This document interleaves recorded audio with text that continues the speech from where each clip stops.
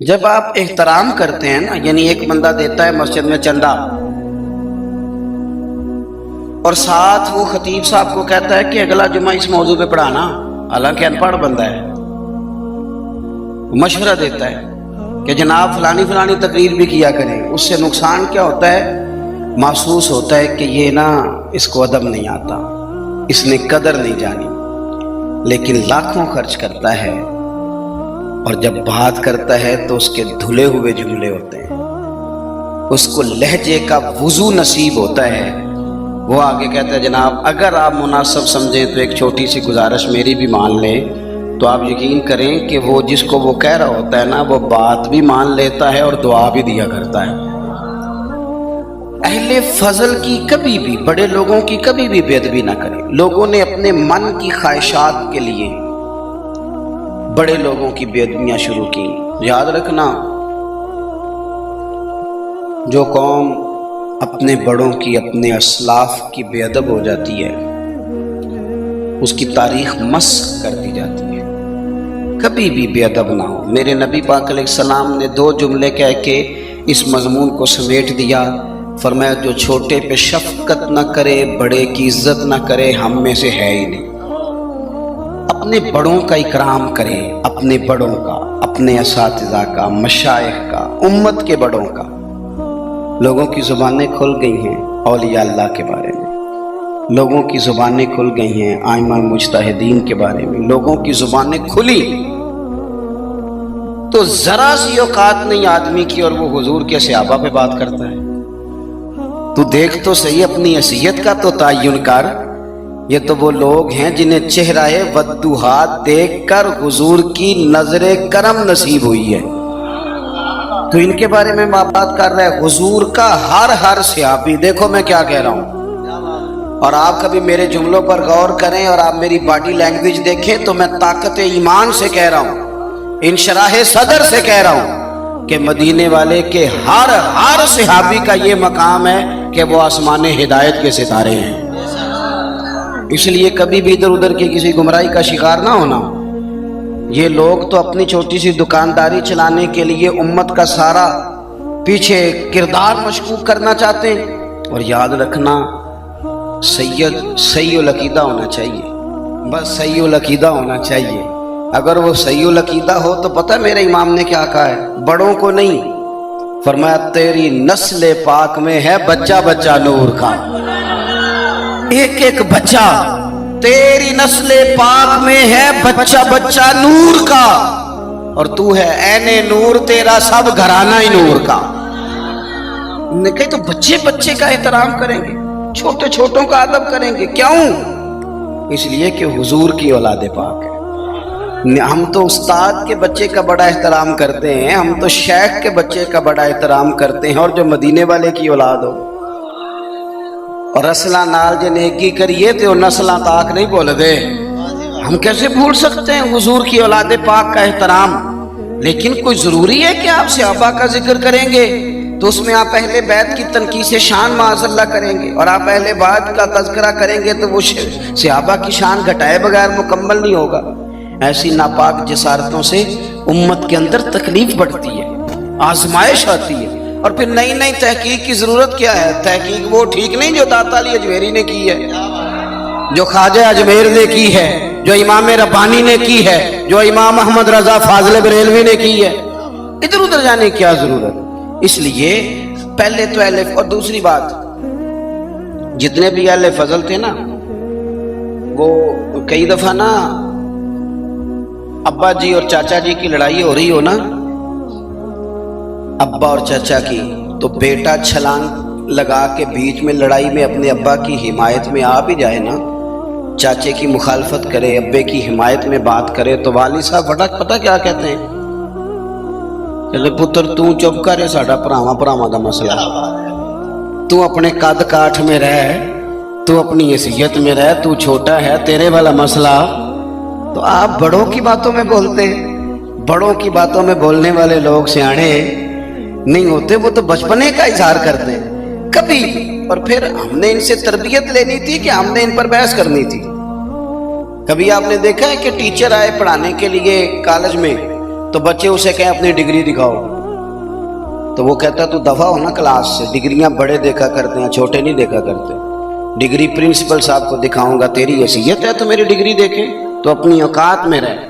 اس لیے پہلے تو، اور پھر قرآن مجید کی جو آیت میں نے تلاوت کی نا، اسی مضمون کو اللہ نے وہاں بیان کیا، فرمایا والسابقون السابقون، وہ جو پہلے پہلے حضور کے پاس آ گئے، فرمایا وہ سبقت لینے والے سبقت لے ہی گئے۔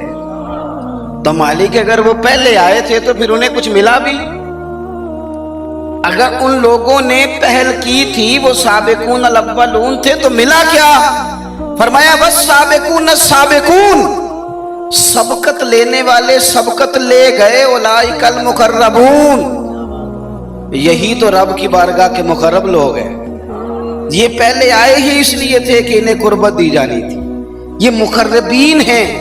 کبھی حضرت علامہ اسماعیل حقی نے لکھا ہے، بڑی سونی بات، بڑی خوبصورت بات، آپ جب کسی کو عزت دے رہے ہوتے ہیں تو اس کا مطلب یہ ہوتا ہے کہ آپ کے پاس عزت ہے، اور جب آپ کسی کو عزت نہیں دیتے تو اس کا مطلب یہ ہوتا ہے کہ آپ کے اپنے پاس کوئی نہیں، کیونکہ مجھ سے کسی نے کہا 2-4 ہزار دو تو میرے پاس ہوگا تو میں دوں گا نا، اور اگر میں نہیں، میرے پاس ہے نہیں تو دینا کہاں سے ہے۔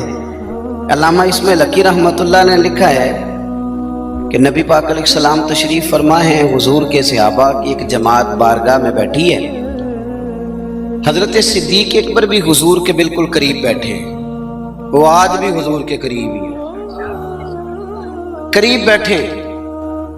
تو اچانک نہ محفل میں حضرت مولا علی شیر خدا تشریف لے آئے، باقی صحابہ بھی اٹھنا چاہ رہے تھے، کوشش ہو رہی تھی، لیکن پتہ ہے سب سے پہلے جگہ کم تھی، کو بندہ ذرا سرکتا یا جگہ بناتا تو جگہ بننا تھی، باقی بھی اٹھنا چاہ رہے تھے، لیکن سب سے پہلے حضرت صدیق اکبر اٹھے، حضرت مولا علی کا بازو پکڑ کے تھام کے حضور کے قریب بٹھایا، خود ذرا تھوڑے سے پیچھے ہو کے بیٹھ گئے، اب بولا نہیں کوئی، وہاں لوگ کم پائے نظر، ہوش میں آ یہ قوے نبی ہے، آنکھوں سے بھی چلنا یہاں بے ادبی ہے، لباں تے موراں لگیاں بولن دی جاج بھول گئی، اوتھے زباناں تائیں کھولن دی جاج بھول گئی، تے جا کے مدینے اتھرو میرے سوال بن گئے۔ حضور کی بارگاہ میں وہاں کو بندہ بات کرے، اللہ نے پہنچایا سرکار کے قدموں میں، صد شکر میں پھر آیا سرکار کے قدموں میں، کچھ لمحے سلامی کو ٹھہرا ہوں مواجہ پر، پھر مجھ کو ادب لایا، پھر مجھ کو ادب لایا سرکار کے قدموں میں۔ تو حضرت کسی نے گفتگو نہیں کی، حضرت صدیق اکبر نے بازو تھاما اور لا کر کے نا حضرت مولا علی کو حضور کے قریب بٹھایا اور خود سائیڈ پہ جا کے بیٹھ گئے، کوئی بولا نہیں، بات نہیں کی۔ تب ہم تو باتیں زیادہ کرتے ہیں نا، جا کے سائیڈ پہ بیٹھ گئے، اور کسی نے کیا تبصرہ کرنا تھا، نہ کسی کی جرت تھی، نہ کوئی کرنا چاہتا تھا، نہ کر سکتا تھا۔ تھوڑی دیر خاموشی رہی، پھر میرے کریم بولے، اور حضور بول کے فرمانے لگے، دیکھا تم نے ابو بکر نے کیا کیا ہے؟ اور پھر حضور فرمانے لگے، عزت والا ہی کسی کی عزت کو پہچان سکتا ہے، فضل والے ہی اہل فضل کو پہچانا کرتے ہیں۔ میں ذمہ داری سے کہتا ہوں کہ مولا علی کی شان کو اگر سمجھ سکتے ہیں تو ابو بکر صدیق سمجھ سکتے ہیں، اور حضرت صدیق اکبر کا مقام اگر کوئی جان سکتا ہے تو مولا علی ہی جان سکتے ہیں۔ سادات کرام سروں کا تاج ہوتے ہیں، بعض سادات کی بات بڑی یاد رہ جاتی، میں نے ڈائریکٹ تو نہیں سنا، میں نے اپنے بزرگوں سے سنا۔ خطیب الاسلام حضرت پیر سید فیض الحسن شاہ صاحب اہل و معار شریف والے، حضرت شاہ صاحب نے زیارت کی ہوگی، ہم نے جی بار بار کی فرما رہے ہیں۔ تو شاہ صاحب سید تھے، بہت بڑا خاندان تھا، ان کے دادا کو چراغ ہند کہا جاتا تھا، حضرت پیر چندن شاہ بڑے لوگوں میں سے، اکابرین میں سے، سلسلہ نقشبندیہ سے ان کا سلسلہ طریقت تھا، چورا شریف سے۔ تو بڑی باتیں سمجھا کے، اس موضوع پر بڑی باتیں کر کے، ایک بزرگ فرمانے لگے، ایک تقریر میں انہوں نے بات کی تو میں کئی راتیں روتا رہا کہ یار اس طرح بھی ہوتا ہے۔ کہتے ہیں وہ تقریر کرتے کرتے کرتے کرتے کرتے کرتے بولے، اور ان کا انداز تھا، لہجہ تھا، روب تھا، دبدبا تھا، تنتنا تھا، اپنی بات کو سمیٹتے ہوئے کہنے لگے چلو میں نے دلائل تمہیں دے دیے، عقلی نقلی باتیں تم تک پہنچا دی، اب میری ذاتی بات بھی سنو۔ کہنے لگے میں سید ہوں، پتر ہوں مولا علی کا، پر میں مرید ہوں ابو بکر صدیق کا، میں سیدنا ابو بکر صدیق کا مرید ہوں۔ وہ جس بزرگ نے مجھے بات بتائی ان کا سالوں سے تدریس سے رشتہ ہے، کہنے لگے ایک سید کے لہجے کا وہ حسن اور گفتگو کا وہ انداز، کہتے میں کئی راتیں روتا رہا، میں نے بڑی چیزیں پڑھی تھی اس عنوان پر، رحماء بینہم کے تحت بڑا کچھ پڑھا تھا، پر یہ انداز، یہ رنگ، یہ سچے لوگوں کا طریقہ تھا، دیانتدار لوگوں کا طریقہ تھا۔ انہوں نے اپنے ذوق کے ذریعے سے ہمیشہ قوم پر مثبت اثرات چھوڑے، اللہ ہمیں سمجھ عطا فرمائے۔ تو ایک تو کبھی بھی اہل فضل کی عزت میں کبھی بھی کمی نہ۔ آج ہم ذکر کر رہے ہیں نا امام حسین کا، امام حسین رضی اللہ تعالیٰ عنہ، میرے جیسے بندے کی تو زبان نہیں اس قابل نہیں کہ ان کا نام لے سکے۔ کہاں سیدنا امام حسن اور کہاں سیدنا امام حسین اور کہاں ہم لوگ، ہماری حیثیت ہے، ہم تو یہ تو وہ لوگ ہیں جن کا نام ذریعہ نجات ہے، جن کا تذکرہ ذریعہ نجات ہے۔ ان لوگوں کے ساتھ جب سے یہ بحث معاشرے میں بڑھی ہے نا، جب سے لوگوں نے شکوک بڑھا دی، آپ یقین کریں صحابہ اور اہل بیت کے ساتھ جو وارفتگی تھی نا لوگوں کی، وہ جو ذوق تھا، کسی کا بھی نام آتا تھا تو لوگ مچل جاتے تھے۔ اب تو کسی ایک کا ذکر شروع کرتے ہیں تو کانوں میں خارش شروع ہو جاتی ہے، لوگوں کو پریشانی ہونے لگتی ہے، بھئی فلانے کا تذکرہ ہونے لگا۔ بھئی آپ کیوں پریشان ہو رہے ہیں؟ یہ سارے اسی دریائے محبت کی نہریں ہیں جس کو مدینے والے محبوب نے اپنے دست مبارک سے چلایا ہے۔ آپ کیوں یہ کام کرتے ہیں؟ کیوں انتشار کا سبب بنتے ہیں؟ نہ کریں جی، آپ کی مہربانی، اللہ کو سلام۔ سب کو ایک جیسی گرمی لگ رہی ہے، ویسے تقریر کرنے والے کو تھوڑی سی زیادہ لگتی ہے باقی، ہاں، لیکن یہ کہ میں کیونکہ بہت سارے لوگ بیٹھے ہیں تو یہ مناسب نہیں لگتا مجھے بات کرنے دیں۔ اللہ آپ کو، آپ غور کریں جی میری بات پر۔ حضرت امام حسین رضی اللہ تعالیٰ، یہ حضور کی اولاد پاک ہے، پیروں کو نہ تھوڑی مٹی لگ گئی، عمر جوانی کی تھی، داڑھی مبارک ساری سیاہ تھی، کالی تھی۔ حضرت ابو ہریرہ ان سے سالوں بڑے تھے، امیر المومنین فی الحدیث۔ حضرت ابو ہریرہ نے دیکھا کہ امام حسین کے مقدس قدموں کو مٹی لگ گئی۔ کسی سے بھی کہا جا سکتا تھا ذرا امام صاحب کی توجہ کرانا، یہ ذرا مٹی اتار دینا، لیکن حضرت ابو ہریرہ جھٹ سے اٹھے، اپنی پگڑی کھولی، اس کا پلو لیا اور حضرت امام حسین کے پیروں سے مٹی صاف کرنی شروع کر دی۔ کیوں کہ اہل فضل ہی کسی کی فضیلت کو جان سکتا ہے، عزت والا ہی کسی کو عزت دیتا ہے، جس کے پاس وقار ہو۔ او میرے سنگیو، لوگوں کی باتوں میں نہ آنا، یہ تمہیں الجھا دیں گے، یہ تمہیں تفریق میں ڈال دیں گے، یہ انتشار برپا کریں گے۔ یہ وہ حسین جماعت ہے جو حضور کے سامنے بیٹھا کرتی ہے، ان سے پیار کرنا، ان سے محبت کرنا۔ آپ کبھی ترمذی کی ایک حدیث پڑھیں تو مر جانے کو جی کرتا ہے۔ حضور نے فرمایا تھا میرے صحابہ کے بارے میں اللہ سے ڈرنا، میرے بعد انہیں اپنی زبانوں کا نشانہ نہ بنانا۔ کاش کوئی ان جملوں کا درد سمجھ سکے۔ فرمایا رب سے ڈرنا، اور کریم فرمانے لگے کہ میری محبت کی وجہ سے محبت کی، اور جس نے ان سے عداوت رکھی میری وجہ سے رکھی۔ کبھی بھی کسی اور جو حضور کی اولاد ہے، صحابہ کرام نے ایک جگہ کچھ نذرانہ جمع کیا اور جمع کر کے کہا کہ حضور کی بارگاہ میں پیش کرنا ہے۔ اخراجات بہت زیادہ ہیں اور ظاہری وسائل اس ترتیب سے نہیں ہیں، یہ نذرانہ ہر مہینے پیش کرنا ہے۔ جب وہ لے کے حضور کی بارگاہ میں گئے نا تو اللہ نے قرآن نازل کر دیا، فرمایا محبوب ان سے کہہ دو لا اسألکم علیہ اجرا، میں تبلیغ دین پر تم سے کوئی اجر نہیں مانگتا، الا المودۃ فی القربى، بس میرے قریبیوں سے پیار کرتے رہنا، میرے قریبیوں سے محبت کرنا، پیار کرنا قریبیوں سے۔ یہ علی المرتضیٰ ہیں، یہ فاطمہ ہیں، یہ ان کا خاندان ہے، یہ ختیجہ ہیں، یہ عائشہ ہیں، یہ میمونہ ہیں، یہ حفصہ ہیں، ان سے پیار کرنا، میرے قریبیوں سے محبت کرنا۔ ہمارے دلوں میں حضور کی اولاد کا پیار ہونا چاہیے، طبیعتوں میں احترام ہونا چاہیے، ہمارا مزاج، ہمارا دل ان کے لیے دھڑکنا چاہیے۔ ہمارے لہجے، ہمارے انداز ہمیشہ ان کے حق میں نرم ہونے چاہیے۔ میں کہہ چکا ہوں سید کا صرف عقیدہ ٹھیک ہونا شرط ہے، باقی آپ تحقیق اور تفتیش میں نہ پڑے، وہ جانے رب جانے۔ آپ کوشش فرمائیں ہماری اولادیں، ہم خود اور اہل فضل کا ادب کبھی نہ چھوڑیں۔ دوسری بات آپ سے یہ عرض کرنی ہے، اس کو اچھی طرح سمجھ لیں کہ قومیں اپنے اسلاف سے بڑی ہوتی ہیں ہمیشہ۔ بڑا ہم ہوتا ہی وہ ہے جس کا کوئی بڑا ہوتا ہے، جس کا کوئی بڑا نہیں ہوتا وہ کبھی بھی بڑا۔ یہ کچھ عرصے سے ٹرینڈ چلا ہے، اگرچہ یہ درست نہیں ہے۔ آپ کسی سنار کی دکان پہ جائیں تو اس نے اپنے پیچھے نا اپنے والد صاحب کی اور دادا کی فوٹو لگائی ہوتی ہے۔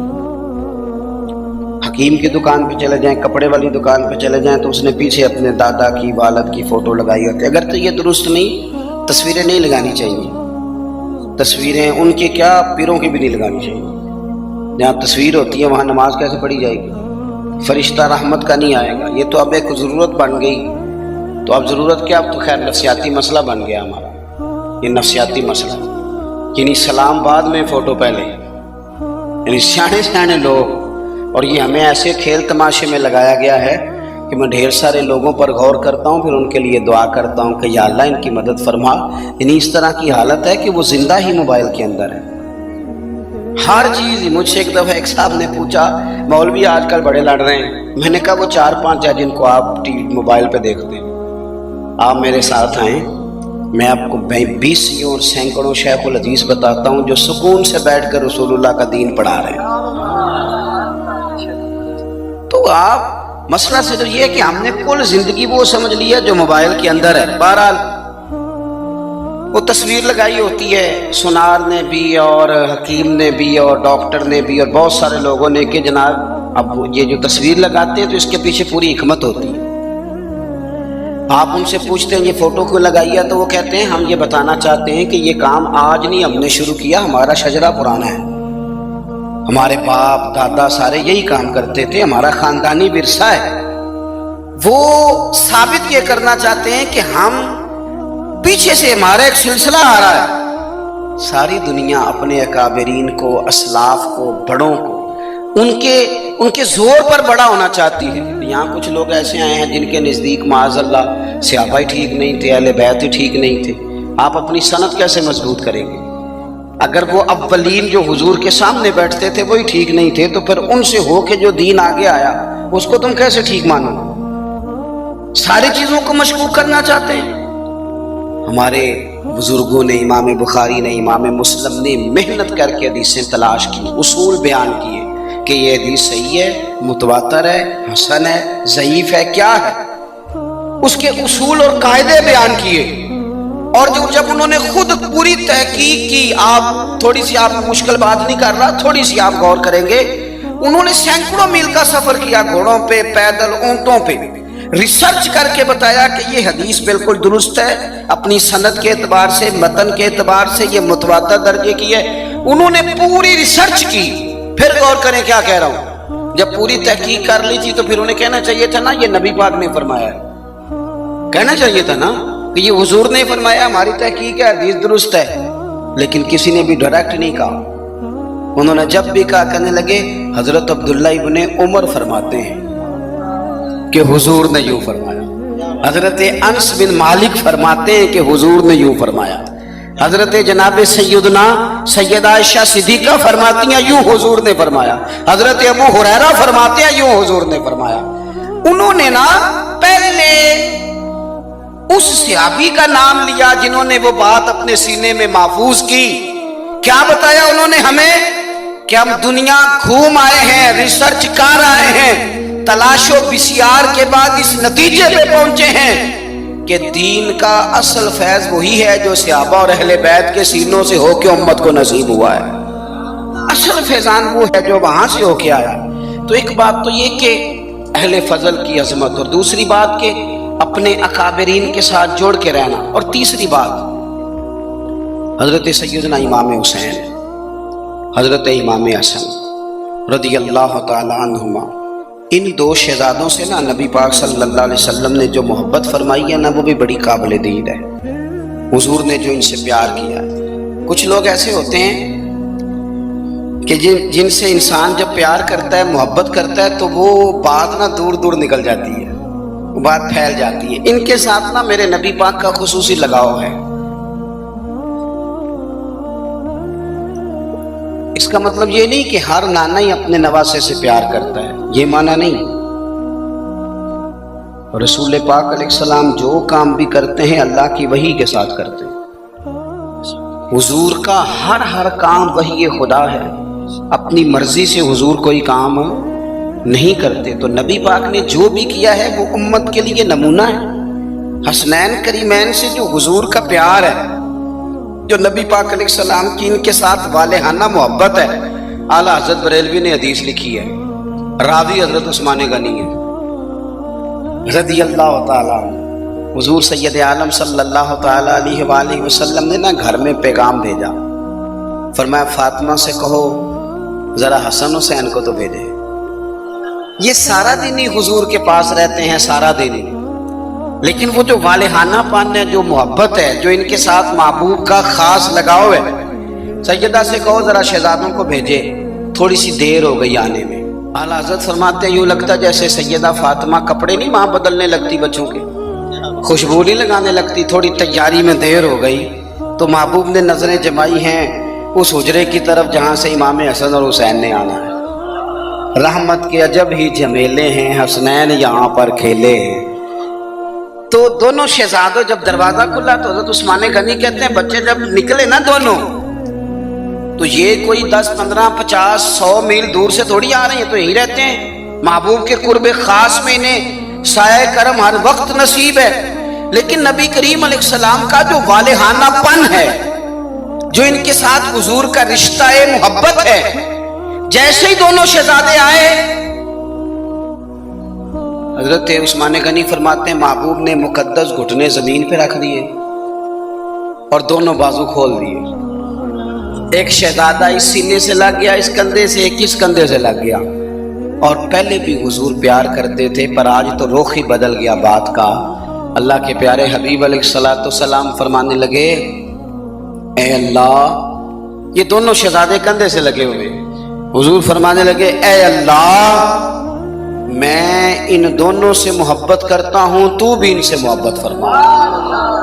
اور کہا اے اللہ، جو جو میرے حسن حسین سے محبت کرے تو ان سب سے محبت فرما، تو ان سب سے پیار کر جو میرے حسنین سے پیار کرے۔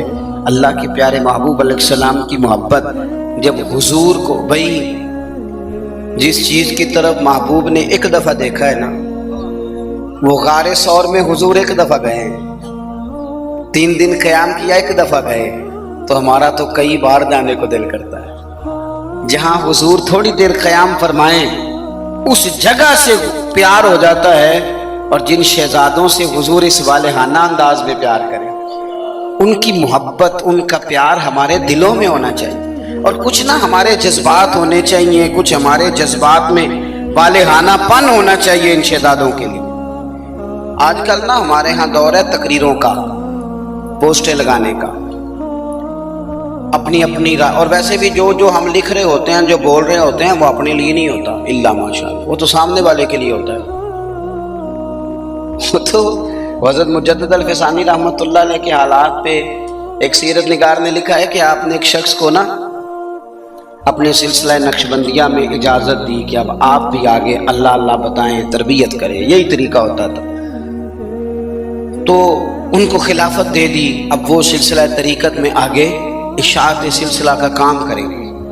کچھ عرصے کے بعد وہ خلیفہ صاحب نے حضرت شیخ کو خط لکھا تو کہنے لگے حضور آپ نے فقیر کو اجازت دی تھی، اب میں تقریر بھی کرتا ہوں، تدریس بھی کرتا ہوں، تصنیف بھی کرتا ہوں۔ تو حضرت فرمانے لگے آپ بہت اچھے کام کر رہے ہیں، رب آپ کو برکت دے، پر یہ سارا کچھ تو آپ لوگوں کی اصلاح کے لیے کر رہے ہیں، کچھ اپنے لیے بھی کرتے ہیں، رات کو تہجد میں اٹھ جاتے ہیں، کچھ اللہ کے حضور رونا نصیب ہو جاتا ہے، کچھ آپ کو درود و سلام کی کیفیات نصیب ہوتی ہیں۔ یہ تو جو کچھ ہے الحمدللہ بہت اچھا ہے، قابل تعریف ہے، پر یہ تو آپ خدمت دین کا کام کر رہے ہیں نا لوگوں کی، آپ اپنے لیے کیا کر رہے ہیں؟ یہ بھی تو مقام غور ہے۔ بہت ساری چیزیں آج ایسی ہیں جو تقریروں میں، تحریروں میں، لیکن ہمارے پرانے بزرگ جو تھے ان کا رنگ اور تھا، उनका अंदाज वालेहाना था, वालेहाना। मैंने कई दफा सुनाई है बात, फिर सुनाता हूँ। बड़ी ईद पे ना मेरे वालिद साहब चावल लाए, गरीब घर था तो साबुत चावल और बेहतरीन चावल कम मिलते थे, तो जो ज्यादा अच्छे चावल थे अम्मा जी ने एक दफा पकाए तो बड़े अच्छे लगे, तो सबने तारीफ करी कि चावल बड़े अच्छे। तो थोड़े दिनों के बाद चावल पके तो वो वाले नहीं थे, तो अब्बा जी कहने लगे वालदा से कि वो चावल कितने नहीं, ये नवे पकाने में आ गए। तो अम्मा जी फरमाने लगी कि चावल बड़े सोने थे, प्यारे थे, मैंने रख दिए 10 मुहर्रम को इमाम हुसैन के न्याज पकाएंगे। हमारा ना आपने नाराज नहीं होना, महफिल मिलाद की हो या 10 मुहर्रम की हो तेरी जाओगे नाराज। महफिल के मुंतज़मीन अगर मुझसे बिगड़ ना जाए तो बात कर दूं, काम मशकूक हो गया, रहन दे कोई और ही कर दे नहीं।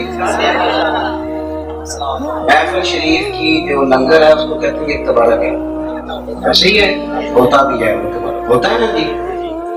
तो जो शापर में चावल तबारक साहब है वो नाक में भी खा लेगा, कोई मसला नहीं, उसके लिए मुरब्बन की जाती क्यों इनकी तमाम किया, तबारक नहीं गुजरता अलग से, नहीं गुजरता, इनके अलग से नहीं गुजरते ये तबारक। तो खुदा के बंदो, गरीब को तो लोग अब तो तगड़े बंदे इफ्तारियां भी सियासी कराते हैं,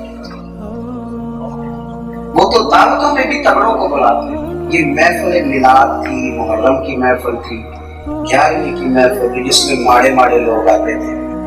तुमने इसमें भी गरीबों का शापर वाला चावल बना दिया और अमीरों के लिए लंगर मेहमान खुसूसी के लिए तुमने अलग से बना दिया। काश मिलाद की महफिल में तुम ज्यादा भोजनी वाले चावल पकाते सबके लिए जैसे, और गरीब को परात भर के दी जाती, उसके बच्चे जो सारा साल गोश्त से लड़ाई करते चारों बच्चे साथ ले आता, और जब बच्चे छोटे छोटे देहाती गरीब वो खाना खा रहे होते तो अब्बा जी से पूछते अब्बा जी आज की ये भी एक सबक है मिलाद का, आज की ये सानों ते कभी हम गोश्त नहीं लपा आज की ये अब्बा जी थपकी दे के प्यार करके हो सकता है हमारा वही पड़ता रो के कहना पुत्र आज राजे राजे खाओ बोटी आज रसूले पाक दा मिलाद।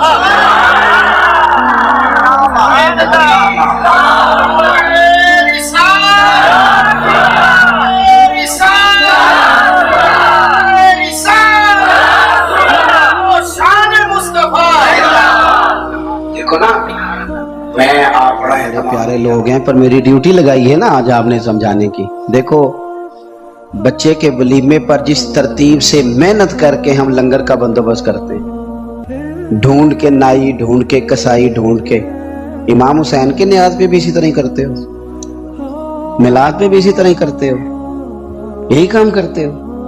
एक मिसाल और देता हूँ, मैंने अपने माँ बाप से सीखा ये अदब, और वो पढ़े लिखे नहीं थे, सादा थे।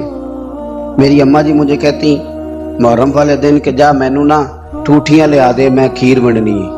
ठूठियां का पता जे? चलो शुक्र है तुसी काफी बंदे पेंडू निकल आए हो, वरना तो लोग मानते नहीं कैसी पेंडू हो। ठूठियां ला दो। तो मैनू जरा साइकिल ते जाना पैंदा सी 2-3 किलोमीटर, तो मैं कहता अम्मा जी मैं पूछे उस्तादा नू खत्म परात भी हो जाता है, आप दिला लें हो जाता है, प्लेटों में भी मतलब कोई मसला नहीं। अम्मा जी कहते तू ना अपने मसले रख अपने कोल, मैंने टूटियां ले आके दे, तो वो चले जाता। एक दिन मैं थोड़ा सा ना तंग होके भी गया, यार हद हो गई है, अम्मा जी मसला समझती नहीं, मैं इतने बड़े मुफ्तियों का कौल सुना रहा हूँ। इमाम साहब के एक शागिर्द थे, वो वाइज थे, बड़ी जबरदस्त तकरीर करते थे। इमाम साहब की माँ कहती जाओ मुझे उससे मसला पूछ के बताओ, तो इमाम साहब कहते अम्मा मुझसे पूछ ले, मसला पूछ ले, तो माँ कहती तू तो बच्चा है, माँ के लिए तो बच्चा ही थे ना, वो उससे मसला पूछें। तो हजरत इमाम साहब अपनी वालदा का वो इस्तिफ्ताह समझे लेके उस शागिर्द के पास जाते, मसला कहता उस्ताद जी मुझे तो नहीं ना मसले आते, आप बताएं। तो इमाम साहब कहते मेरी अम्मा तेरे नाम पे मुतमईन होती है, ये एहतराम देखो। फरमाते अच्छा मैं तुझे इस सवाल का जवाब बताता हूँ, फिर तू मुझे बता, और फिर मैं अपनी अम्मा को जाके बताऊंगा, ताकि मेरी बूढ़ी माँ सादी तबीयत है वो जरा इत्मीनान में आ जाएगी। मेरी अम्मा जी मुझे कहने लगी ठूठियां ते ले आउणियां पैणियां। मैं चला गया, लेके आया, لا کے میں نے پیش کر دی. تو میں نا اس دن تھوڑا سا میں نے پوچھا گھبرا کے, میں کہ اماں جی مثلا ٹھوٹیاں دی ایڈی لوڑ کا دی ہے, بغیر ٹھوٹیاں تو نہیں امام حسین دے نام دی کھیر ونڈی جاندی, ضرورت کی ہے؟ تو اماں جی کو پتا تو تھوڑا غصے میں گیا ہے, پسینے میں شرابور واپس آیا ہے, تو ان کا لہجہ وہ ہو گیا جو ماں کا پھر سمجھانے کا لہجہ ہوتا ہے. مجھے تھپکی دی, 10 روپے بھی اضافی دیے خرچے کے, اور ساتھ کہنے لگی پتر ویکھے نا حضور دی اولاد دے نام تے کسے نو کھیر دینی, پھر انہوں آخنا ساڈا پانڈا دے کے جا. نبی پاک دی اولاد دے نام تے جو دے چھڑیا سو دے چھڑیا, ختم ہو گئی بات, ختم ہو گیا. اب اسے کہنا برتن دے کے جا. اس لیے پلیٹیں بھی جائیں, یہ حضور کی اولاد کے نام کا لنگر. تیری نسل پاک میں ہے بچہ بچہ نور کا, تو ہے عین نور تیرا سب گھرانہ نور کا. تو ایک تو ان سے والہانہ پن. پانچویں اور آخری بات, اپنے بزرگوں کے صرف دن نہیں منانے, دین صرف منانے نہیں آیا دنیا میں, دین تو اپنانے کے لیے آیا ہے. ہم نے نیرے دن نہیں منانے, نیرا اپنا سند ہی مضبوط نہیں کرنی, احترام بھی کرنا ہے حد درجے, لیکن جو ان کی سوچ ہے, جو ان کی فکر ہے, جو ان کا مزاج ہے. 2 باتیں حضرت عمر فاروق رضی اللہ تعالیٰ عنہ میں اور امام حسین میں ایک جیسی ہیں, کامن ہے. ایک تو ان دونوں کا مصلی سے پیار. 100 رکعت نماز نفل پڑھتے تھے حضرت سیدنا امام حسن اور حسین فرضوں کے علاوہ. جو 5 بھی پوری نہیں پڑھتا وہ کہتا ہے مجھ سے بڑا امام حسین کا محبی کوئی نہیں. 5 آپ دیکھیں نا, 9-10 محرم کی درمیانی رات یزید کی فوجوں نے جب کہا کہ حسین یا جنگ یا بیعت 2 ہی باتیں, تو امام حسین رضی اللہ تعالیٰ عنہ فرمانے لگے ایک رات کی مہلت دے دو, صبح بات کریں گے. وہ چلے گئے. حضرت عباس رضی اللہ تعالیٰ عنہ عرض گزار ہوئے, حضور جو فیصلہ آپ نے صبح کرنا ہے مجھے تو ابھی اس کا پتہ ہے, بیعت تو آپ نے کرنا نہیں. تو آپ یہ سوچیں گے پتہ نہیں کوئی گنجائش نکالنے لگے ہیں, یہ عجیب سے لوگ ہیں, آپ نے رات کیوں لی؟ تو امام حسین فرمانے لگے عباس تیرا کیا خیال ہے, میں نے سوچنے کے لیے رات لی ہے. حضور کس لیے؟ تو فرمانے لگے تجھے پتہ ہے نا مجھے مصلی سے بڑا پیار ہے, تجھے پتہ ہے نا مجھے اللہ کی بارگاہ میں سجدہ کرنا کتنا سکون دیتا ہے. صبح میدان لگے گا, امید شہادت کی ہے, میرا دل کرتا ہے کہ رات رہ گئی ہے, رج رج کے اپنے رب کو سجدہ نہ کر لوں. امام علی مقام کے ماننے والوں کا سجدے سے پیار کیوں نہیں؟ عبادت ہم یقین کریں 1.5 گھنٹے کی باتیں, نیری گپ شپ, کوئی لینا دینا نہیں. یہ کون صاحب میں کہتے ہیں یہ درویش ہوتے ہیں. اچھا جناب, درویش صاحب 1.5-2 گھنٹے گپ شپ لگائی, ادھر کی ادھر کی, فلانے کی اس کی اس کی کہانیاں سنائی. نماز کا ٹائم ہوا تو کہندے تے مولویوں دا کام ہے. خدا سے ڈر. کس طرح کے لوگوں کی طرف ہم نے توجہ کر لی ہے. حضرت فاروق اعظم, حضرت عثمان غنی نے نا حضرت عمر کے وصال کے بعد ان کی ایک بیوہ سے نکاح کیا. خاتون عرض کرنے لگی حضور میں تو بڑھاپے کی طرف میرا سفر ہے, کسی خدمت کے قابل نہیں, تو میرے ساتھ نکاح سمجھ میں نہیں آیا. فرمانے لگی خدمت کے لیے نکاح نہیں کیا, میں عمر کی عبادت سے بڑا متاثر ہوں. اتنی محنت, اتنی جد و جہد, اتنی خلافت کی پابندیاں, اتنے کام کے باوجود مصلی پہ بیٹھتے ہیں تو مزہ آ جاتا ہے. فرمانے لگے میں نے انہیں مسجد میں رج کے سجدے کرتے دیکھا ہے. تجھ سے نکاح اس لیے کیا ہے کہ آپ مجھے بتائیں گی کہ سیدنا عمر گھر کی 4 دیواری کے اندر اپنے رب کو کس طرح یاد کرتے. مجھے بتائیں یہ سجدوں سے دلچسپی, عبادتوں کا شوق, تلاوتوں کی لذت, درود و سلام کا ذائقہ ہماری نا روحانی زندگی موبائل نے بڑی بے آباد کر دی ہے. 10 منٹ ملے نہیں تو موبائل کھولا نہیں. جو سب سے ضروری اور اہم کام تھا وہ تو یہ تھا کہ 10 منٹ ملتے تھے صحابہ کو, وہ نفل نیند لیتے تھے. اللہ کے ولی درویش وہ اللہ اللہ کرنے کو ترجیح دیتے, مزاج نہیں. ایک تو یہ بات اچھی طرح باندھ لیں امام علی مقام سے محبت کرنے سیدنا فاروق اعظم سے. اور دوسری بات یہ کہ باطل سے کبھی سمجھوتا نہیں, باطل کے لیے گنجائش نہیں.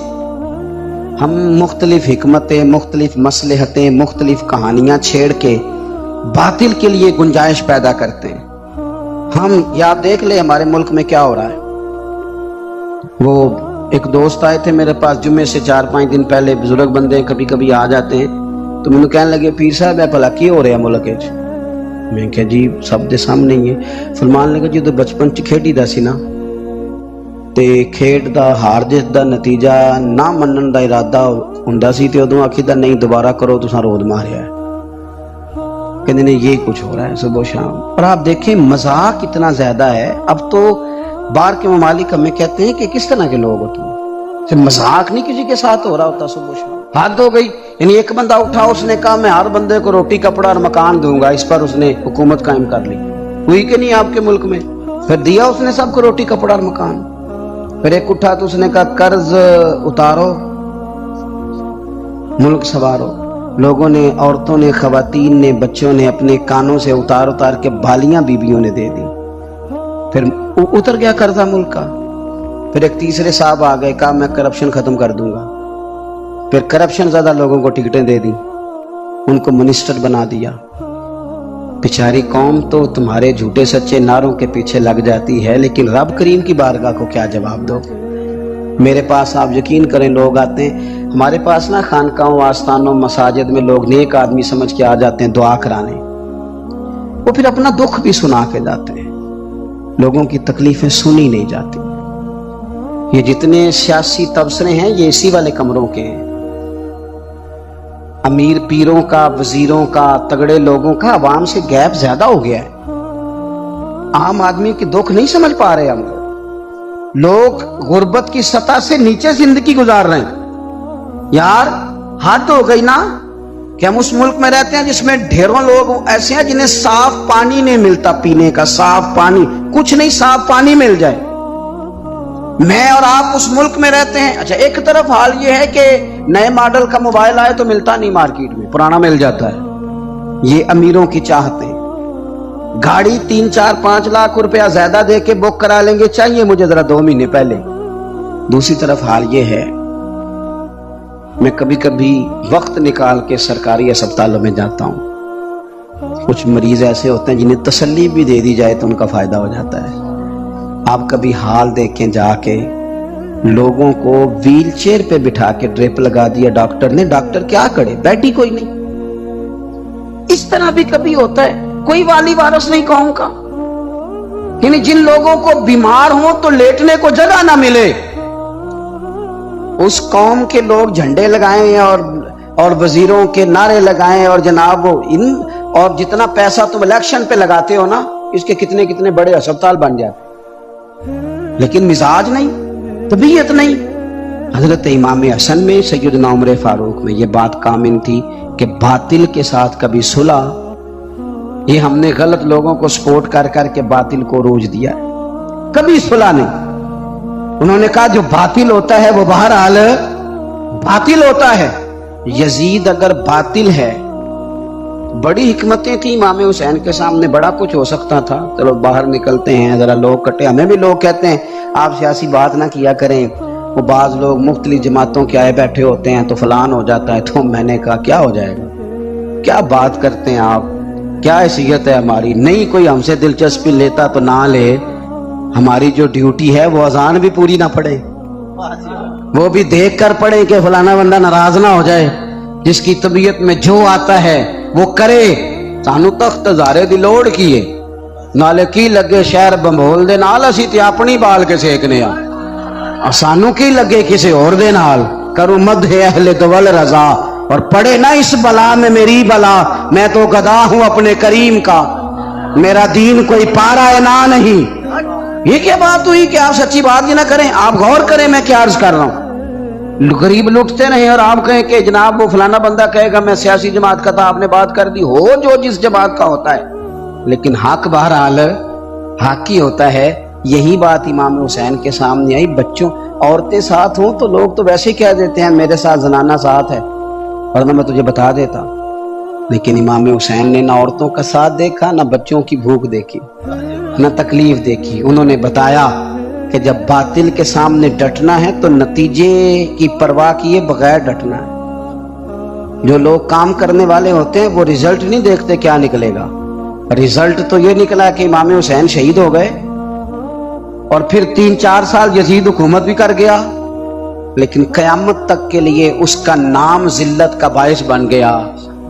और इंसान को बेदार तो हो लेने दो, हर शख्स पुकारेगा हमारे हैं हुसैन, अब बेदार तो हो ले। इमाम हुसैन का नाम सनद बन गया है बाकी से लड़ने की। तो मेहरबानी करें, हो सकता है आप अकेले हो पूरे घर में, लेकिन आप डटना सीखें, सच कहना सीखें, बात सही करनी सीखें, काम पे नहीं, डरे नहीं। कोई जब अल्लाह ताला साथ हो फिर कोई बंदा किसी का क्या बिगाड़ सकता है। सच पर खड़े होना सीखें, सच पर। अल्लाह के बंदों का प्यार अपने दिल में बिठाएं। अगर ये हुकूमतें, ये सारा कुछ दुरुस्त हो जाए तो आप यकीन करें कौम आसूदगी में आ जाए।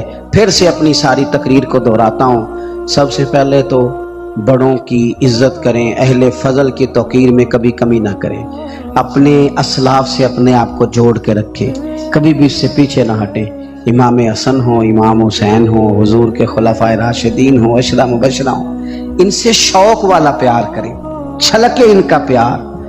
और फिर अपनी इबादत पर खास तवज्जो दें। मुसल्ला आबाद हो तो रब की मदद आती है, रूह सुकून में रहती है। और आखिरी बात यह कि खड़ा होना भी सीखे, डटना भी। अल्लाह की मदद डटने के बाद आती है। इन्नल्लज़ीना क़ालू रब्बुनल्लाहु सुम्मा इस्तक़ामू, जो रब का नाम लेके डट गए, पहले वो डटे, ततनज़्ज़लु अलैहिमुल मलाइका, फिर अल्लाह ने मदद के लिए फरिश्ते नाजिल किए। पहले डटेंगे फिर मदद